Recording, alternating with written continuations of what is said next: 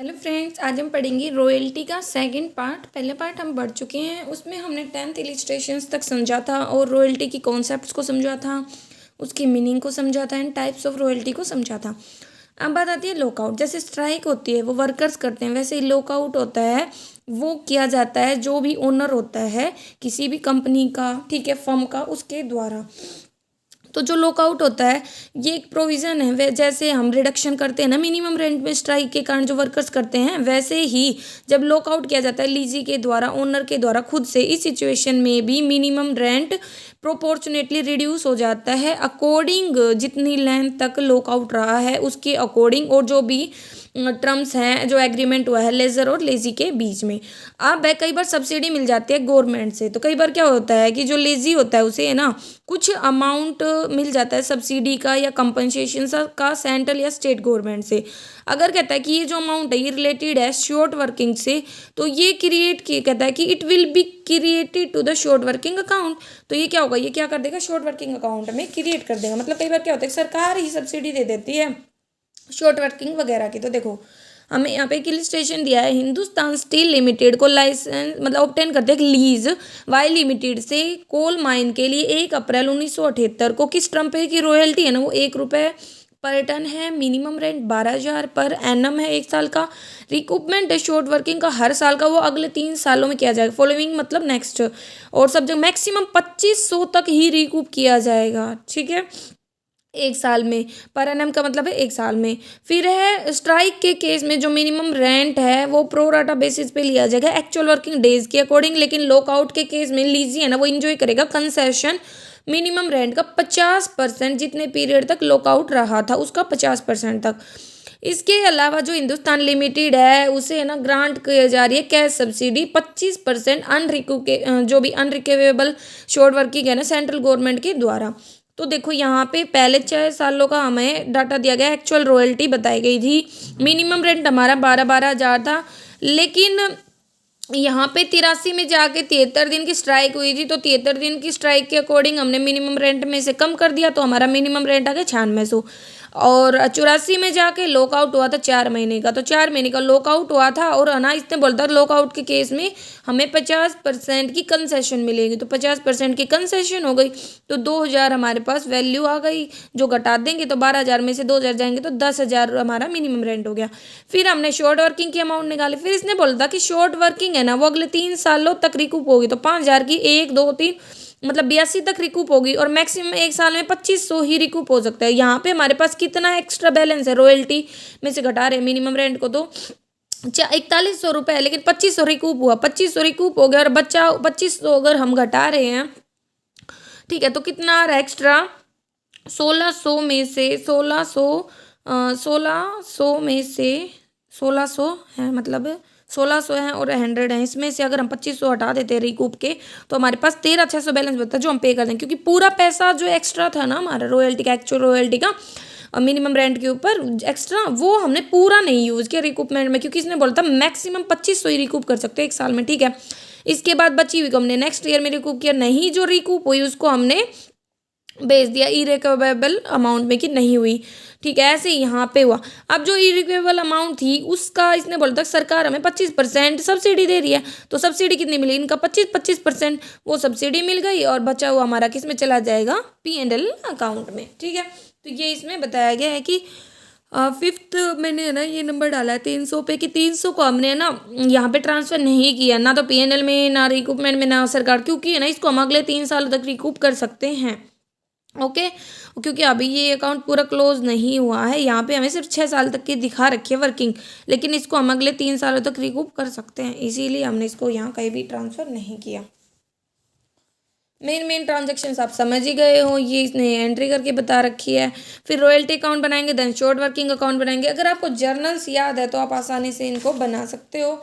ये लैंडलॉर्ड का अकाउंट होगा, एक्चुअल में रॉयल्टी कितनी थी, शॉर्ट वर्किंग इतने की हुई, और हमने पे कितने के किए थे, 12,000 रुपये पे किए थे, ठीक है, और हर साल 31 मार्च को हम पे कर रहे हैं, ये सब इसमें बताया गया। अब बात आती है, कई बार है ना ये बोल देता है कि जितना भी सरप्लस रॉयल्टी है वो सारा अगर अवेलेबल ना हो, नॉन अवेलेबिलिटी मतलब रिकूपमेंट के लिए अवेलेबल ना हो, कई बार क्या होता है ये एग्री किया जाता है लेजर के बीच में और लीजी के बीच में कि ओनली एक सर्टेन परसेंटेज या पार्ट है ना ठीक है। एक्सेस ऑफ रॉयल्टी का मिनिमम रेंट के ऊपर वो अवेलेबल रहेगा रिकूपमेंट के लिए, शॉर्ट वर्किंग के लिए। इस केस में सिर्फ उसी पार्ट को हम यूज़ करेंगे, ठीक है, और बचे हुए पार्ट को हम पे ऑफ कर देंगे, ठीक है। तो देखो क्या बताया गया है यहाँ पे हमें, राजेश एक माइन को लीज पर लेता है 15 सालों के लिए, मिनिमम रेंट 20,000 रुपये है, ठीक है, और मर्जिंग इनटू ए रॉयल्टी है 1.5 रुपये पर टन, और ये एग्री हो जाता है कि इन द ईयर इन विच जिसमें रॉयल्टी मिनिमम रेंट से ज़्यादा होगी सिर्फ 60% एक्सेस को हम यूज़ करेंगे रिकूपमेंट के लिए। और दूसरा, जहाँ पे जो प्रोडक्शन है वो अगर 8,000 से कम है तो वहाँ पे कोई भी शॉर्ट वर्किंग रिकूप नहीं होगी।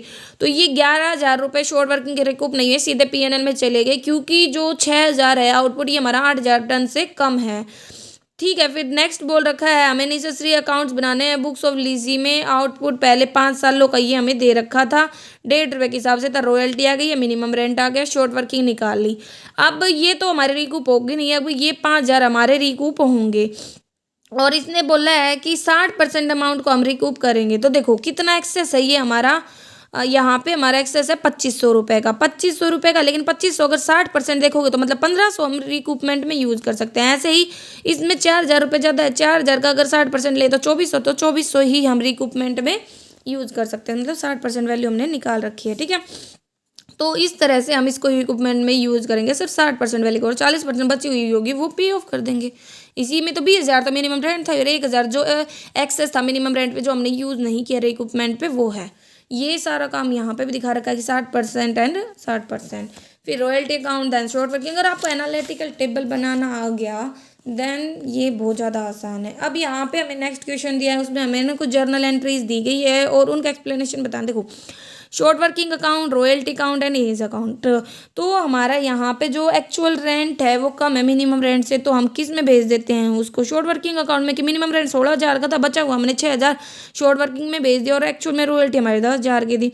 फिर रॉयल्टी को हम किस में ट्रांसफर किया है, यहाँ पे बी को, और फिर यहाँ पे बी से शॉर्ट वर्किंग अंदर नहीं है। तो देखो पहली एंट्री में क्या है कि ए को हमने लैंडलॉर्ड माना और आउटपुट है 2,500 टन का। कैसे कि 10,000 को इसने 4 से डिवाइड करके, क्योंकि यहाँ पे पता है ना रॉयल्टी की रेट है 4 रुपये पर टन के हिसाब से, ठीक है।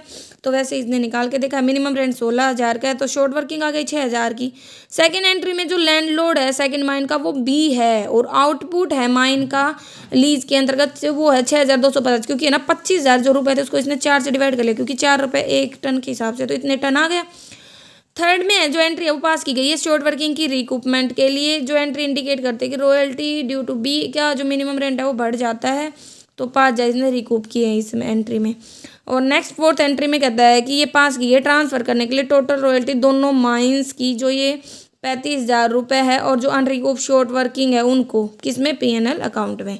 अब बात आती है नेक्स्ट, जब लैंडलॉर्ड और लेजर की बुक्स में एंटर करें। अभी तक तो हम जो पर्सन भाई रॉयल्टी पे ले रहा था लैंड वगैरह, हम उसकी बुक्स में एंट्री कर रहे थे। अब बात आती है जो ओनर है, लैंडलॉर्ड है, लेजर है, उसकी बुक्स में अगर एंट्री करे तो कहता है कि जो लैंडलॉर्ड है वो रिकॉर्ड करेगा रिसिप्ट्स रॉयल्टी की जो उसे मिल रही है, क्योंकि जो रॉयल्टी होती है वो उसके लिए एक इनकम है लैंडलॉर्ड पॉइंट ऑफ व्यू से, तो वो उसको क्रेडिट करेगा किसमें, रॉयल्टी रिसीवेबल अकाउंट में। और कहता है कि शॉर्ट वर्किंग अकाउंट किस गए, वो ओपन करेगा रॉयल्टी रिजर्व अकाउंट।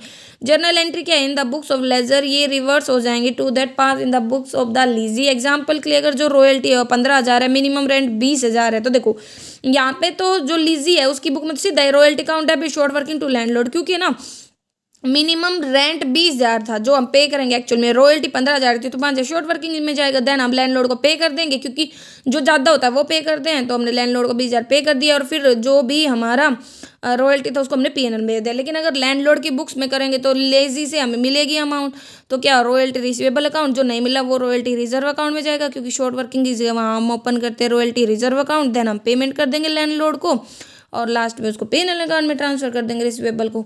तो देखो यहाँ पे हमें 14th इलिस्ट्रेशन दी गई है कि 1 अप्रैल 2000 को एक कोल कंपनी है वो एक कोल माइन को लेती है 20 सालों के लिए लीज पर, मिनिमम रेंट है 20,000 पर ईयर, मर्ज करती है इनटू ए रॉयल्टी ऑफ 6 पर टन, ठीक है।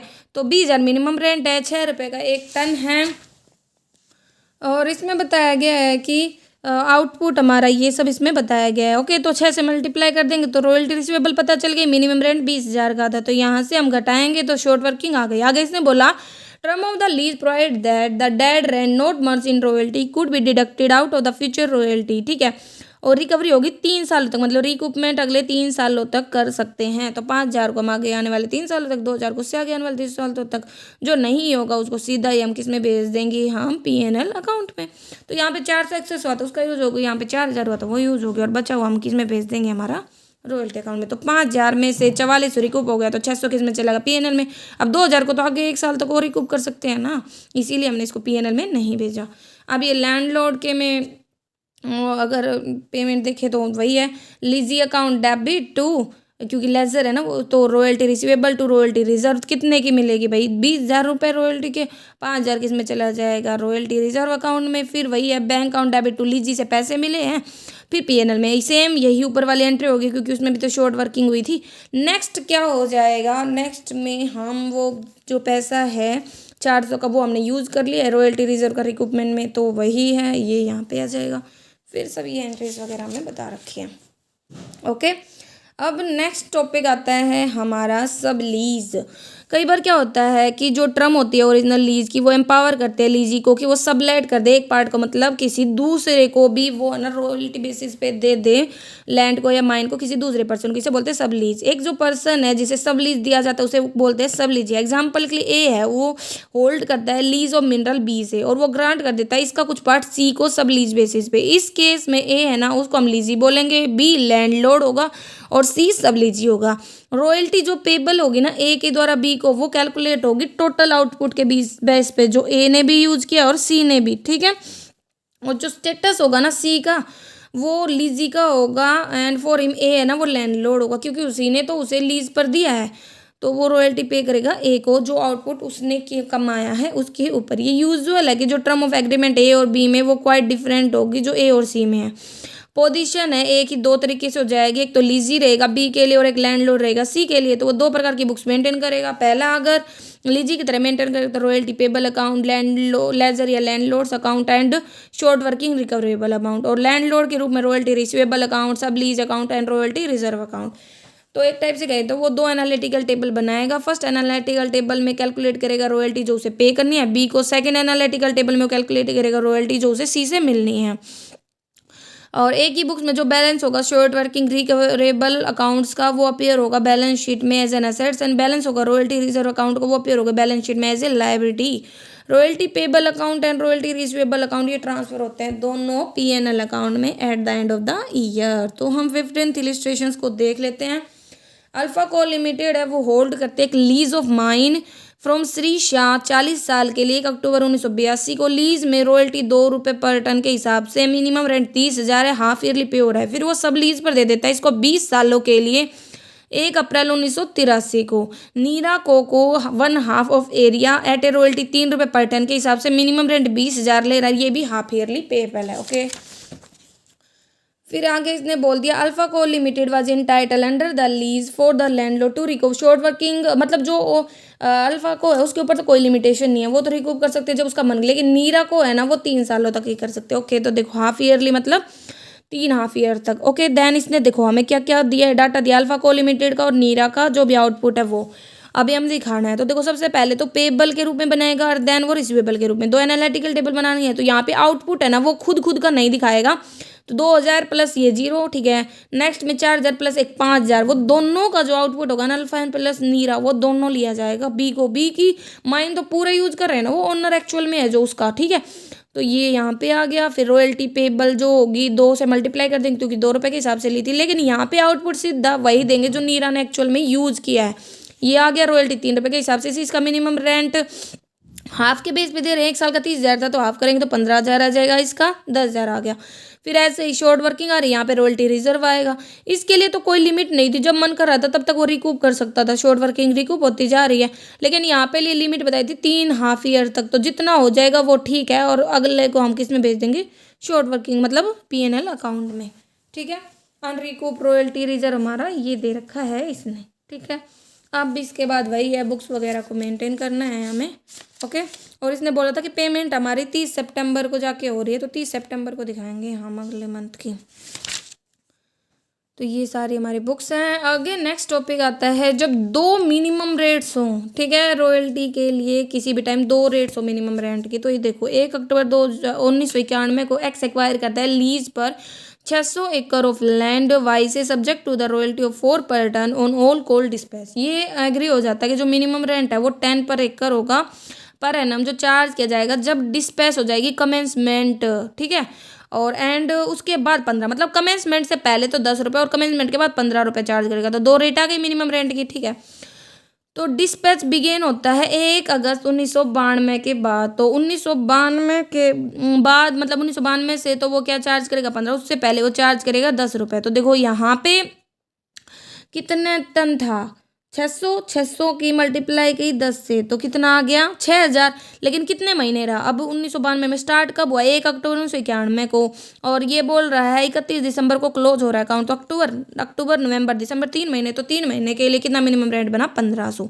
ऐसे ही नेक्स्ट ईयर का देखेंगे तो नेक्स्ट ईयर का उसने बोला है कितना बनेगा, 600 की मल्टीप्लाई करेंगे 15 से, नहीं सॉरी 92 के बाद बोल रहे हैं ना, हाँ कब 92 के बाद बोला 1 अगस्त 1992 के बाद, तो उससे पहले तक मतलब जुलाई तक तो हमारा 10 रुपये ही लगेगा।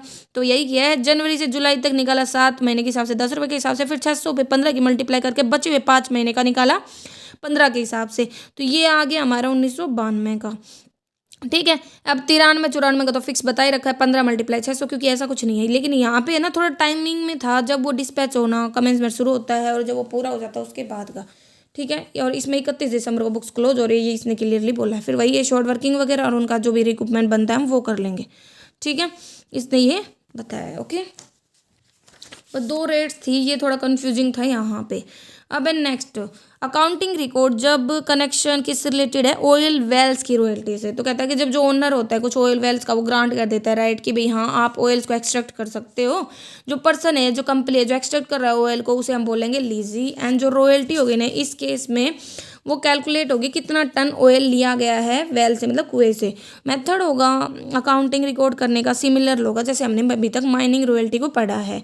अब रिस्ट्रिक्शंस क्या है रिकूपमेंट पे, certain percentage of short working के। कई बार क्या होता है कि जहाँ पे जो राइट होता है ना रिकूपमेंट का हर साल और शॉर्ट वर्किंग का, out of the excess royalty of the next 2 year. मतलब कई बार क्या होता है कि भाई फिक्स कर दिया कि भाई अगले 2 सालों तक आप रिकूपमेंट कर सकते हो। तो जो लैंडलॉर्ड है वो ये भी फिक्स कर देता है कि भाई इतने से ज़्यादा, अगर लगा लो आपने ना पहले से शॉर्ट वर्किंग को रिकूप नहीं किया तो दूसरे साल इससे इतनी शॉर्ट वर्किंग को तो आप रिकूप नहीं कर सकते कभी भी। जैसे फिक्स कर देगा 50 40 वगैरह टाइम लैप्स होने के बाद, तो उसको हम बचे हुए को ट्रांसफर कर देंगे पीएनएल में। इलिस्ट्रेशन से समझो, देखो 1 अप्रैल 2001 है, राम ने एक्वायर किया लीज पे कुछ वेल्स को 15 सालों के लिए। मिनिमम रेंट था 28,000 और मर्ज कर दिया, रॉयल्टी थी 1 रुपये के हिसाब से। और जो शॉर्ट वर्किंग थी वो रिकवेबल थी नेक्स्ट 2 ईयर तक। लेकिन कंडीशन थी कि अगर फुल शॉर्ट वर्किंग नहीं रिकवर होती ना नेक्स्ट ईयर में, तो राम लूज कर देगा 40% किसका, अनरिकवर्ड बैलेंस का, कि वो उसको कभी भी रिकूप नहीं कर पाएगा और वो सीधा ही पीएनएल में चला जाएगा। जो आउटपुट है 4 ईयर्स का वो है 7,000, 18,000, 44,000 एंड 36,000। तो देखो ये हमारा मिनिमम रेंट है, शॉर्ट वर्किंग है। अब देखो ये 21,000 था, ये हमारा इस साल रिकूप नहीं हुआ, ये इस साल रिकूप नहीं हुआ, तो अगले साल जब रिकूपमेंट में जाएगा तो 21,000 का 40% तो रिकूप होगा ही नहीं, वो सीधा किस में चला जाएगा हमारे यहाँ पे पीएनएल में। याद रखना, क्योंकि पहले साल ये कुछ भी रिकूप नहीं हुआ शॉर्ट वर्किंग के, तो अगले साल जब रिकूपमेंट में जाएगा उससे पहले 40% हमारा किस में चला जाएगा पीएनएल में। तो 21,000 का 40% हमारा चला गया। अब कितना बना ये, अगर नेक्स्ट साल हमारा कितना एक्सेस आ रहा है, ये आया है हमारा 44,000 में से अगर हम घटा रहे हैं, कितना घटा रहे हैं 1 मिनट, 44,000 में से 28,000 घटे, 14 में से 8 गए 6 और ये 16,000 बचा हुआ था। 16,000 को हमने यहाँ पे रिकूपमेंट में ले लिया। अभी 16,000 हमने रिकूपमेंट में ले लिया, क्योंकि देखो कोई भी अमाउंट 21,000 की शॉर्ट वर्किंग की वो रिकूप नहीं हुई यहाँ पे 2003 में, इसलिए 40% है, मतलब 8400 वो पीएनएल में चला गया। इसके बाद 2004 में टोटल शॉर्ट वर्किंग अमाउंट कितनी, हम 16,000 रिकूप कर सकते हैं। तो कहता है कि जिसमें से 12,600 तो पिछले साल का है ना, 21,000 में से 8400 घटाओगे तो 12,600 बचेंगे। 12,600 2002 के हैं और बैलेंस 3400 है, वो हमारा 2003 का है। तो 10,000 में से सिर्फ 3400 रिकूप हो, 3400 को घटा दोगे 10,000 में तो कितना बचा 6600। 6600 का 40% फिर से पीएनएल में जाएगा, क्योंकि ये इसी साल रिकूप नहीं हुआ, तो नेक्स्ट साल जाएगा ना, तो ये इतना रिकूपमेंट में नहीं हुआ और बचा हुआ फिर किस में, ये अगली साल अगला साल रिकूप हो जाएगा, ठीक है। तो ये थोड़ा 40% की जो फिक्स है ना कि भाई ये रिकूप नहीं होगा अगले साल, ये थोड़ा हमें देखना पड़ेगा। और सारा प्रोसेस तो सेम है, बस अभी है ना हर क्वेश्चन के अकॉर्डिंग थोड़ी थोड़ी टर्म चेंज करेगा, कभी रिकूपमेंट होगा ही नहीं, कभी फिक्स परसेंटेज से होगा, ये सब। अब है ब्रिक्स मेकिंग, तो कुछ नजराना की पेमेंट की जाती है, मतलब एडवांस में नजराना देना, मतलब एडवांस में पेमेंट कर देना। तो कई बार क्या होता है कि रॉयल्टी के एडिशन में जो लैंडलॉर्ड होता है वो चार्ज कर देता है लीजी से एक लमशम अमाउंट बिगनिंग में, एक भाई हाँ कुछ ना कुछ एडवांस पेमेंट कर दो। तो ये जो पेमेंट होती है इसे ही हम नजराना या सलामी बोल देते हैं, जिसे एडवांस रॉयल्टी का नाम भी देते हैं या लीजी प्रीमियम के नाम से भी बोलते हैं। जो सेपरेट नजराना अकाउंट या एडवांस रॉयल्टी अकाउंट ओपन करेंगे इस केस में, और जो होल ऑफ द अमाउंट होगी नजराना की वो डेबिट होगी नजराना अकाउंट में पहले साल ऑफ द पेमेंट में। Subsequently whole of the amount है नजराना की वो डिवाइड करते हैं जितने साल के लिए लीज पर ली गई है कोई भी भाई लैंड वगैरह, ठीक है वो सब। जो अमाउंट होती है वो डेबिट की जाएगी पीएनएल अकाउंट में हर साल, जितनी भी हर साल की अमाउंट बनती है। नजराना अकाउंट है वो डेबिट बैलेंस दिखाता है, ये जो बैलेंस होता है कैरी फॉरवर्ड करते हैं हम अगले साल तक, जब तक कि ये पूरी तरह से राइट ऑफ ना हो जाए। तो देखो क्वेश्चन समझते हैं। 1 अप्रैल 1985 को जो ब्रिक्स को है उसने एक्वायर किया लीज पर 15 सालों के लिए from Shyam Lal own lease for getting earth. The term of the lease क्या है?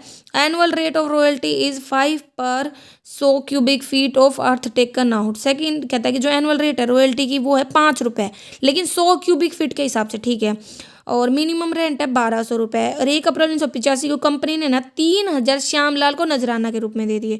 तो देखो 3000 रुपये नजराना के, एक मिनट, 3000 रुपये नजराना के दिए हैं, 15 सालों के लिए रॉयल्टी लिए, तो 15 दूनी 30, मतलब 200 रुपये हर साल हमें पीएनएल अकाउंट में ट्रांसफर करने हैं जब हम नजराना अकाउंट बनाएंगे। जैसे देखो 200 रुपये हर साल, जब तक ये पूरी तरह राइट ऑफ ना हो जाए, ठीक है। फिर है शॉर्ट वर्किंग को हम ना पहले 4 सालों तक ही रिकूप कर सकते हैं लीज के सिर्फ, और जो एनुअल रॉयल्टी है वो पे होगी हर साल 31 मार्च को। आउटपुट है वो हमारा 20,000 क्यूबिक फीट, 30,000 18,000। तो देखो 20,000 क्यूबिक फीट है तो 20,000 को पहले 100 क्यूबिक फीट से डिवाइड करेंगे, उसकी 5 से मल्टीप्लाई करेंगे, तो ऐसे ही हमारा ना रॉयल्टी आ जाएगा हर साल का। फिर मिनिमम रेंट है, फिर शॉर्ट वर्किंग है, इसको हम रिकूप कर लेंगे, सिंपल है। बस यहाँ पे ना ये जो नजराना के अमाउंट है ये समझनी थी आपको कि कैसे हम ये कर रहे हैं, ठीक है। और यहाँ पे सिर्फ 200 था, 200 रिकूप हुआ, लेकिन एक्चुअल में रिकूप में एक्सेस हमारा आ रहा था 300, 300 में 200 गए तो 100 रुपये हम पे कर देंगे एक्स्ट्रा, किसको? लैंडलॉर्ड को। तो ये आपको समझना होगा, ओके। तो ये ऐसे ही चलता जाएगा। देन नेक्स्ट आता है हमारा रॉयल्टी किससे रिलेटेड है? पेटेंट से। तो जब एक पर्सन होता है जो पोजेस करता है एक्सक्लूसिव राइट प्रोड्यूस करने का, सेल करने का एक पर्टिकुलर मतलब ब्रांड ऑफ प्रोडक्ट, इस राइट को हम बोल देते हैं पेटेंट। जो पर्सन होता है जिसके पास राइट होता है वो पेटेंटी कहलाता है, और जो पेटेंटी सरेंडर कर देता है किसी दूसरे को तो उस अदर पर्सन को हम बोलते हैं पेटेंट हेल्डर, ठीक है। ये जो पर्सन होता है, position of the patent is that of, जो पेटेंटी होता है वो तो ओनर होता है जो रिसीव करता है रॉयल्टी को, और पेटेंट होल्डर होता है वो लीजी होता है जो पे करता है रॉयल्टी को। इस केस में जो मेथड है सेम ही है माइनिंग रॉयल्टी की तरह। कई बार एग्रीमेंट प्रोवाइड करवा देता है कि पेमेंट करनी है रॉयल्टी की आउटपुट के बेस पे। कई बार आउटपुट हमें मिलता नहीं है तो हम निकालेंगे कैसे? Sales plus closing stock minus opening stock, तो वो आज से आएगा हमारा आउटपुट। मॉडर्न शू को है वो यूज करती है पेटेंट प्रोसेस अंडर लाइसेंस, किसे लेती है? बाटा। तो ये हमारा पेटेंट ही मतलब ओनर है। जो लाइसेंसी है वो ग्रांट की जाती है 1 अप्रैल 1990 को, प्रोवाइड करता है रॉयल्टी पेबल होगी 1 रुपये के हिसाब से पर आर्टिकल, और मिनिमम एनुअल पेबल रेंट है 5,000, मतलब मिनिमम रेंट 5,000 है। और कोई भी शॉर्ट वर्किंग होगी तो वो रिकूप होगी 2 सालों में, ठीक है। फॉलोइंग मतलब नेक्स्ट है। फिर है ये आर्टिकल्स का आउटपुट दे रखा है हमारे पास 1 रुपये के हिसाब से, तो रॉयल्टी भी इतनी आ गई है मिनिमम, मतलब ये शॉर्ट वर्किंग आ गई। फिर बोल रहा है कि यहाँ पे ना फिक्स है कुछ एक्स्ट्रा, मतलब कैरी फॉरवर्ड करना प्री डिटरमाइंड शॉर्ट वर्किंग। इसने बोल दिया 1991 में तो कोई कैरी फॉरवर्ड नहीं है, ठीक है, लेकिन 1992 में 3,000 हमें कैरी फॉरवर्ड करने हैं, और 1993 में 1,800 कैरी फॉरवर्ड करने हैं। ये बाद में समझाऊंगी। तो देखो इनको तो जो भी रिक्रूटमेंट बन रहा है वो कर लेंगे, और जितना भी हो पीएनएल अकाउंट में। देखो पहले 1991 में कुछ नहीं है, 1992 में 3,000 और 1993 में 1,800। देखो शॉर्ट वर्किंग अकाउंट में इसने बोला था कि पहले साल में तो कोई भी रिक्रूटमेंट नहीं है, ठीक है, नहीं है तो सीधा ही हो गया। दूसरे साल में हमें 3,000 ना कैरी फॉरवर्ड करने हैं, तो लेकिन हमारे पास बैलेंस तो 1,800 का था, तो हम ना पीएनएल अकाउंट से ले लेंगे उसको 1,200, 3,000 हमने कैरी फॉरवर्ड। अगले में 500 था शॉर्ट वर्किंग रिक्रूटमेंट हमारे पास, और बैलेंस 3,000 कैरी फॉरवर्ड किया था, और हमें ना अगले साल 1,800 लेके जाने हैं, तो हम पीएनएल अकाउंट में कितना ट्रांसफर कर देंगे? 17,700। जैसे इसने बताया भी कोई भी अमाउंट है शॉर्ट वर्किंग की वो कैरी फॉरवर्ड नहीं की गई पहले साल में, इसीलिए फुल अमाउंट है ना first year of short working की 4,000 की वो पीएनएल में भेज दी। सेकंड ईयर में डिसाइड किया कि जो शॉर्ट वर्किंग है उसमें हम ना 3,000 रुपये तो रखेंगे, जबकि जो शॉर्ट वर्किंग अकाउंट है उसमें सिर्फ 1,800 है, तो 1,200 हम क्या कर देते हैं डेबिट में पुट कर देते ट्रांसफर करके इसे पीएनएल में। तीसरे साल 3,000 को फॉरवर्ड कर दिया था डेबिट साइड में शॉर्ट वर्किंग के, 500 को रिकूव कर लिया था। अब ये डिसाइड किया कि अगले साल 1,800 लेके जाएंगे, तो 700 को हम पे किस में भेज देंगे? पीएनएल अकाउंट में। तो ये ऐसे ही प्रोसेस चलता रहेगा। तो यहाँ पे ना फिक्स कर रखिए अमाउंट शॉर्ट वर्किंग की जो हमें ना कैरी फॉरवर्ड करनी है। अब नेक्स्ट क्वेश्चन है हमारे पास 1 अप्रैल 1981 को जो गैजेट्स लिमिटेड है patentee of new type of electronic razor issue करते एक लाइसेंस डोमेस्टिक यूटिलिटी लिमिटेड को मैन्युफैक्चर करने के लिए एंड सेल करने के लिए लेजर्स रेजर्स की। ऑन द सेम डेट जो डोमेस्टिक यूटिलिटीज लिमिटेड है वो इशू करती है ट्रिमर्स लिमिटेड को एक सब लाइसेंस, मतलब वही कि सब लीज दे देते हैं उसको। तो वही है, यहाँ पे भी दो बनेंगे। तो सेल दे रखी है यूटिलिटीज लिमिटेड की, ट्रिमर्स लिमिटेड की, और जो स्टॉक हेल्ड किया गया था ट्रिमर्स लिमिटेड के द्वारा वो दे रखा है। जितनी भी पेमेंट 31 मार्च को की गई है हमें दिखाना है अकाउंट डोमेस्टिक यूटिलिटीज को, वही दोनों तरीके से लाइसेंस और सब लाइसेंस, मतलब सब लीज की तरह ही है। ठीक है, 10 रुपये का पर रेजर है, 75,000 पर मिनिमम रेंट है, तो दो ही बनेंगी एनालिटिकल रॉयल्टी पेबल और रॉयल्टी रिसीवेबल। तो सेल कितनी है इसमें, दोनों की सेल आ जाएंगी, जो इसने यूटिलिटीज लिमिटेड ने की और ट्रिमर्स लिमिटेड ने की है। और लेकिन इसमें सिर्फ ट्रिमर्स लिमिटेड की आएंगे, लेकिन इसको हम कैलकुलेट कैसे करेंगे, क्योंकि इसमें हमें ना क्लोजिंग स्टॉक भी दिया है तो उसको भी हैंडल करेंगे। तो क्योंकि ये जो क्लोजिंग स्टॉक है ये किसका है, ट्रिमर्स लिमिटेड का है। तो याद रखना जो क्लोजिंग स्टॉक होता है ना वो नेक्स्ट ईयर के लिए ओपनिंग स्टॉक का काम करता है, यहाँ से आउटपुट आ जाएगा। फिर इसके लिए 15 रुपये बता रखी है और इसके लिए 10 रुपये थी, फिर मिनिमम रेंट की अमाउंट भी थी दोनों की, और फिर वही है शॉर्ट वर्किंग एंड देन उनका रिकूपमेंट। ठीक है, तो यहाँ पे ये वाला हमें समझना था। ओके, तो ये हमें ये क्वेश्चन में दिखाया गया है, आप इसको देख सकते हो। अब आता है कॉपीराइट रॉयल्टी। तो एक ऑथर होता है उसके पास कॉपीराइट होता है बुक्स पर, आर्टिकल्स पर रिटन बाय हिम। ये जो बुक्स होते हैं आर्टिकल होते हैं ये पब्लिश नहीं हो सकते बिना उसकी परमिशन के। तो कहते हैं यूजली जो ऑथर होता है वो ना पब्लिकेशन का राइट किसी दूसरे को देता है, पब्लिशर को देता है, और पब्लिशर उसके बदले में एक परसेंटेज ऑफ सेल्स प्रोसीड पे जितनी भी बुक्स वो बेचता है उसके बदले में वो रॉयल्टी देता है ऑथर को। तो कई बार क्या होता है जो पब्लिशर होता है उस पोजीशन में होता है like that of lazy, and author position में होता है लैंडलॉर्ड की, मतलब ऑथर जिसने लिखी है वो तो लैंडलॉर्ड होगा। तो कई बार क्या होता है कोई मिनिमम रेंट ही नहीं होता। तो कहता है कि प्रोफेसर मनमोहन सिंह ने एक बुक लिखी थी इकोनॉमिक्स की और राइट दे दिया पब्लिकेशन के मिसिस अविचल पब्लिशिंग कंपनी को न्यू दिल्ली में। रॉयल्टी थी 10% की प्रिंटेड प्राइस पर बुक के 31 मार्च की हर साल को पे करना था। पब्लिशर सबमिट कर देता अकाउंट को। देखो बुक प्रिंट हुई 2000 में 2000 हुई 5000 हुई, स्पेसिमन इतनी दी गई, वेस्ट इतनी खराब हो गई, और एक क्लोजिंग स्टॉक था। याद रखना हर साल का क्लोजिंग स्टॉक नेक्स्ट ईयर के ओपनिंग स्टॉक का काम करता है। 360 इसका ओपनिंग स्टॉक, 2400 इसका ओपनिंग स्टॉक, और प्रिंटेड प्राइस था 50 रुपये। जो अमाउंट है रॉयल्टी की वो 30 अप्रैल को पे होगी हर साल। ठीक है, तो ये हमें सब बनाना है। तो देखो यहाँ पे हमें क्या बताया गया है, कोई मिनिमम रेंट नहीं है तो मतलब कोई शॉर्ट वर्किंग भी नहीं है। तो देखो 31 मार्च 1993 को हमारे पास 2000 बुक्स बनी थी, जिनमें से 200 हमने स्पेसिमेन में दे दी, 40 वेस्ट हो गई, और 360 हमारे पास क्लोजिंग स्टॉक। ये घटा दिया तो हमारे पास कितनी बची, एक्चुअल में 1400 सेल हुई। तो उस 1400 को ही हम देखें 1450 रुपये की एक थी, और इसने बोला था कि रॉयल्टी है 10%, तो कितनी देंगे हम रॉयल्टी 7000। ठीक है, रॉयल्टी पे हो गई। नेक्स्ट ईयर में वही है, अगले पिछले साल का क्लोजिंग इसका ओपनिंग है तो 360 ओपनिंग था, 5000 मतलब बनी थी, 400 वेस्ट हो गई, मतलब स्पेसिमेन में दे दी, 60 वेस्ट हो गई, 2400 क्लोजिंग स्टॉक था, तो ये आ गया। अगले साल भी ऐसे किया, तो मतलब इस तरह से हमारी जो भी रॉयल्टी हमें पेबल है वो आ गई। और इसने बोला था कि रॉयल्टी 1 अप्रैल को पे मतलब 30 अप्रैल को पेबल है, तो अगली साल आएगा ये बैलेंस कैरी फॉरवर्ड करेंगे देन पे करेंगे। ठीक है, अब कई बार क्या होता है कि कोई राइट ही नहीं होता रिकूपमेंट का। कई बार क्या होता है कुछ भी मेंशन नहीं होता क्वेश्चन में रिकूपमेंट के बारे में। इस केस में जो शॉर्ट वर्किंग अकाउंट है ना वो हम ओपन नहीं करते, एंड जो लैंडलॉर्ड होता है वो पे की जाएगी अमाउंट रॉयल्टी की या मिनिमम रेंट की जो भी ज़्यादा होगी। इस केस में हमें ना शॉर्ट वर्किंग को कैलकुलेट करने की क्वेश्चन नहीं है, क्योंकि इसमें कोई हमें राइट ही नहीं दे रखा रिकूपमेंट का कि भाई कब करना, कुछ भी मेंशन ही नहीं है। और कई बार क्या होता है पेमेंट होती है एडवांस रॉयल्टी। कई बार क्या होता है जो पब्लिशर होता है वो पे करता है ऑथर को एक लमसम अमाउंट एडवांस में बिगनिंग ऑफ द कॉन्ट्रैक्ट में। ये जो अमाउंट होती है टर्म करती है एडवांस रॉयल्टी की तरह, एंड ये एक एडिशन में होता है रेगुलर रॉयल्टी के जो रिसीवेबल होता है ऑथर के द्वारा हर साल। जो एडवांस रॉयल्टी अकाउंट होता है वो जैसे कि नजराना अकाउंट बनाया था ना वैसे ही बनाया जाएगा। अब इसमें बताया गया है कि जो अमाउंट अराइव होती है ये होती है total amount of advance royalty from the period of the contract. ये डेबिट होता है पीएनएल अकाउंट में हर साल। देखो प्रोफेसर एम गर्ग है उसने एक बुक लिखी थी ज्योग्राफी की और राइट दे दिए थे पब्लिकेशन को, आर्या पब्लिकेशन को 5 सालों के लिए 1 अप्रैल 1991 से, और एक लमसम रॉयल्टी 20,000 की रॉयल्टी है। तो 5 सालों के लिए 20,000 को 5 से डिवाइड किया हमने तो 4,000 रुपये हर साल हमें पीएनएल अकाउंट में ट्रांसफर करने होंगे। ठीक है, क्योंकि एडवांस में है।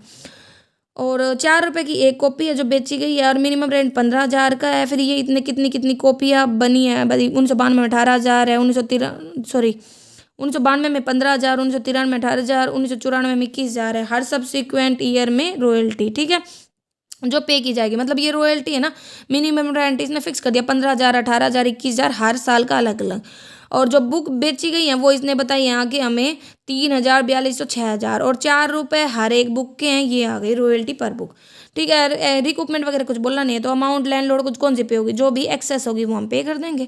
कोई भी राइट नहीं है रिकूपमेंट का, क्योंकि शॉर्ट वर्किंग वगैरह कुछ बोला नहीं गया है, तो शॉर्ट वर्किंग अकाउंट भी ओपन नहीं होगा। देन वही है, एडवांस रॉयल्टी मिली थी तो advance royalty account debit to bank account. Lump sum royalty pay की है ना एडवांस में किसने, जो भी पर्सन है जिसने रॉयल्टी पे बुक्स ली है, मतलब कॉपीराइट लिया है। फिर वही है रॉयल्टी टू एम गर्ग, मतलब लैंडलॉर्ड को पेमेंट हुई है, ये सब इसमें कर देंगे हम। ठीक है, ओके। तो ये हमारे यहाँ पे जर्नल्स दिखा रखे हैं, आप इनको ट्राई कर सकते हैं, और अगर आपको पीडीएफ चाहिए तो आप कमेंट करके पूछ सकते हैं, मतलब ले सकते हैं। अब कई बार क्या होता है, कोई रिक्रूटमेंट का राइट भी नहीं होता, और 2 रेट होते हैं मिनिमम रेंट के। तो यही है कि 1 अक्टूबर 1976 को जो महाराजा कोल कंपनी लिमिटेड है वो कोल माइनिंग ले लेती है 2,000 एकड़ ऑफ लैंड को एक्स से। जो रॉयल्टी पेबल है ना वो 31 दिसंबर को है, और 5 पर टन है जितना भी कोल डिस्पैच किया जाता है, और मिनिमम रेंट है वो 6 पर टन तो डिस्पैच से पहले है, और उसके बाद 15 पर टन है। ठीक है, तो कहता है डिस्पैच है ना कोल पर वो हुआ था 1 सितंबर 1973 को। ठीक है, तो ये 1976, 77, 78 ये सब हमें बता रखा था। तो वैसे तो 76 में दे दी थी, तो आउटपुट नहीं तो क्या हुआ था, रॉयल्टी तो थी। तो 76 में हमारे पास रॉयल्टी थी 6 रुपये के साथ, 2,000 मल्टीप्लाई 6, और कितने महीने बने भाई, अक्टूबर में दी है और 31 दिसंबर को क्लोज हो रहा है, तो अक्टूबर, नवंबर, दिसंबर 3 महीने का निकाल लेंगे। अगले वाले में ना हमारा 6 रुपये के हिसाब से भी 15 के हिसाब से भी है, क्योंकि ना कमेंस मोड है 1 सितंबर को, तो 1 सितंबर से पहले मतलब 9 महीने के लिए। तो नहीं, जनवरी, फरवरी, मार्च, अप्रैल, मई, जून, जुलाई, अगस्त, सितंबर हम लेंगे नहीं, क्योंकि 1 तारीख है। अगर 31 तो ले लेते तो कितने में 6, 7, 8 महीने का 6 रुपये के हिसाब से, और बचे हुए 4 महीने का 15 के हिसाब से। तो ये शॉर्ट वर्किंग मतलब मिनिमम रेंट आ गया, और बचे हुए लास्ट में 15 के हिसाब से ही है। ठीक है, और ये रॉयल्टी क्योंकि 4,000 यूनिट्स इसने बताई थी, और 4,000 और 5 रुपये के हिसाब से था, यहाँ पे 800 थी तो 5 रुपये के हिसाब से था, ये सब हमने कर दिया। ठीक है, फिर कहता है कि कोई भी राइट नहीं है रिकूपमेंट का इस क्वेश्चन में भी, इसीलिए वो सीधा ही जो भी एक्चुअल हाइयर होगा वो अमाउंट हम पे कर देंगे लैंडलॉर्ड का। No right to recoup short working and compensation ले रहे हैं लेकिन हम ऑथर से। तो कहता है कि गोयल ने एक बुक लिखी है अकाउंटेंसी की, और पब्लिश करने का राइट दे दिया ऑफिशियल पब्लिशिंग कंपनी को। रॉयल्टी है ना वो 15% है पब्लिश्ड प्राइस पर, जो भी कॉपीज बेची जाती है। मिनिमम रेंट 1 लाख का है। गोयल है ना अंडरटेकिंग को रिवाइज करने के लिए बोलता है बुक्स को, और वो अगर वो रिवाइज नहीं करता है 6 महीने के अंदर, उसके बाद डिले होता है, तो हर महीने के हिसाब से 5,000 रुपये है ना वो पे करेगा पब्लिशर को एज ए कंपनसेशन, क्योंकि भाई उसने रिवाइज नहीं किया बुक्स को। जो कंडीशन है मिनिमम रेंट की वो 1 लाख रुपए जो पेबल होगी गोयल को। Number of copy sold and publish price was as under. तो कहता है कि ये 6, 7, 8 ये ईयर एंड हुआ था, और यहाँ पे हमें नंबर ऑफ कॉपी जो बेची है वो है, ये पब्लिश प्राइस है, तो number of copies publish price से मल्टीप्लाई कर दिया, और इसने बोला था कि 15% रॉयल्टी पे करेगा, तो ये रॉयल्टी हम उसको पे कर रहे हैं। ठीक है, अब इसने बोल दिया था कि कंडीशन जब है ना वो डिले कर देगा ना उसको रिवाइज करने में, तो ना ये मिनिमम रेंट की कंडीशन भी अप्लाई नहीं होगी। ठीक है, 1 अप्रैल 2007 को ना गोयल ने रिवाइज करने के लिए बोला था 1 अप्रैल, तो 2007 तक तो अप्लाई हो ही रहा है, और रिवाइज मैन्युस्क्रिप्ट मिली 1 फरवरी को, तो मतलब अप्रैल, मई, जून, जुलाई, अगस्त, सितंबर, अक्टूबर, नवंबर, मतलब 6 महीने से तो ज़्यादा चला गया, तो मिनिमम रेंट की कंडीशन अप्लाई नहीं हुई। एंड मिनिमम रेंट की नहीं हुई तो क्या मिलेगा, उसे कंपनसेशन मिलेगा, तो 81,000 पे नहीं करेंगे, उसमें से वो कंपनसेशन की अमाउंट हम घटा देंगे, तो 5,000 रुपये 1 महीने के हिसाब से बनते हैं, तो 6 महीने के बाद एक्स्ट्रा महीने बने 4, तो 4 से मल्टीप्लाई कर मतलब 61,000 हम उसे पे कर देंगे। तो ये सब आपको ध्यान रखना है, बस इतना ही था। इसमें हमारी ये 24 इलिस्ट्रेशन थी। अगर फिर भी कोई कन्फ्यूजन रहती है तो आप कमेंट करके पूछ सकते हो। Thank you. और ये जो भी डैमेज हुआ है जो उसे मिला है वो है ये, ठीक है, जो टाइमली उसने उसमें चेंजमेंट नहीं किया था उसके बदले में। ठीक है।